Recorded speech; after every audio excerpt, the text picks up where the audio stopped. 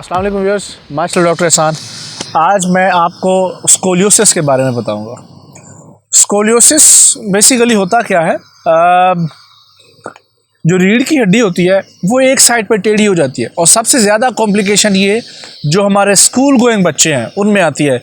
वो heavy bag पीछे उठा के जो है ना वो चलते हैं और इतनी इतनी नोटबुक्स होती हैं, उनके बहुत सारे राइटिंग मटेरियल्स होते हैं जो कि वो बैग में, इतने बड़े बैग में लेके चल रहे होते हैं। तो वो अपने आप को अपना वज़न ट्रांसफ़र करने के लिए कभी ऐसे हो जाते हैं, कभी ऐसे हो जाते हैं और उसी तरह से वो बैड पोस्चर से फिर सोते हैं, क्लास में भी उसी तरह से बैठते हैं।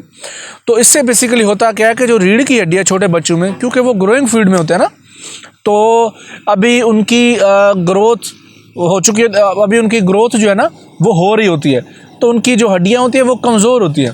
मसल्स भी उस लिहाज से नहीं होते कि जो उसको प्रॉपर स्टेबल कर सके। बैड पोस्चर और हैवी वेट की वजह से उनकी जो बच्चों की जो रीढ़ की हड्डी है वो एक साइड पे टेढ़ी हो जाती है या दूसरी साइड पे टेढ़ी हो जाती है।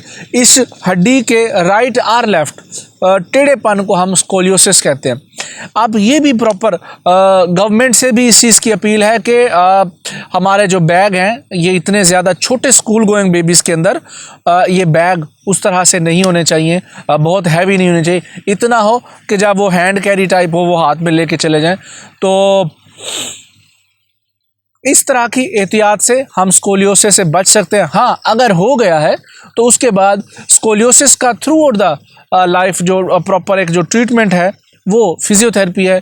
तो होता ये है कि जो रीढ़ की हड्डी अब टेढ़ी हो जाती है, एक साइड के उसके मसल्स मजबूत हो जाते हैं, दूसरी साइड के मसल्स कमज़ोर हो जाते हैं और वो उसके अंदर जो टेढ़ापन है वो फिर लॉन्ग टर्म रहना शुरू हो जाता है। अब जो स्कोलियोसिस है, सवाल ये है कि अब इसको हम डायग्नोस कैसे करते हैं। सिंपल से इसका डायग्नोसिस है। वैसे डायरेक्ट फिज़िकल एग्जामिनेशन से भी हम देख सकते हैं कि पेशेंट को एक्सपोज करके उसे स्टैंडिंग में खड़ा करके उसको देख सकते हैं कि उसके शोल्डर की अलाइनमेंट और उसके नीचे एंटीरियर सुपीरियर इलियक स्पाइन की, पोस्टीरियर सुपीरियर इलियक स्पाइन की पोजीशन देख के पता लगाया जा सकता है फिज़िकल एग्जामिनेशन से भी कि जो पेशेंट है उसकी कमर जो है वो राइट और लेफ़्ट साइड पर टेढ़ी है। लेकिन अगर बहुत कम है, नहीं पता लगाया जा सकता, तो हम पूरी जो रीढ़ की हड्डी उसका PA व्यू एक्सरे करा के भी देख सकते हैं। MRI उसमें मज़ीद कॉम्प्लिकेशन देखने के लिए ये भी एक टेस्टिंग इन्वेस्टिगेशन है जिससे हम अपने डायग्नोसिस को कंफर्म करते हैं। अब ये है कि हम इसे कितनी देर तक जो है ना ट्रीटमेंट चलाएंगे तो ये ठीक हो जाएगा। डिपेंड करता है कि कॉम्प्लिकेशंस कितनी है और उसके साथ साथ हम ये देखते हैं कि जिस साइड के मसल्स कमज़ोर हैं हम उनको स्ट्रेंथन करते हैं, सही अलाइन पोस्चर, सही पोस्चर उसका मेंटेन कराते हैं और उसके अपोजिट साइड पे वेट बेयरिंग सिखाते हैं, मसल्स को स्ट्रेंथन करते हैं। तो टाइम के साथ साथ ये इंप्रूव करता है। मिनिमम जो इसका प्रोग्नोसिस है 6-8 महीने तो लग जाते हैं मसल्स को अपनी सही पोजीशन में आने के लिए।